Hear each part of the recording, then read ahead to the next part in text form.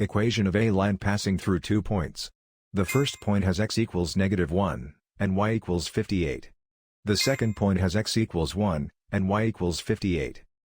First, place the 2 points on the coordinate grid.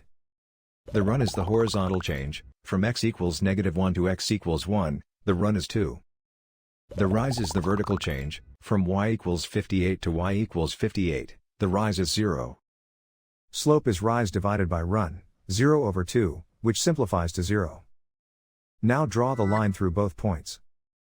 Start with point slope form, y minus y1 equals m times x minus x1. Then fill in the boxed values, slope is 0, x1 is -1, and y1 is 58.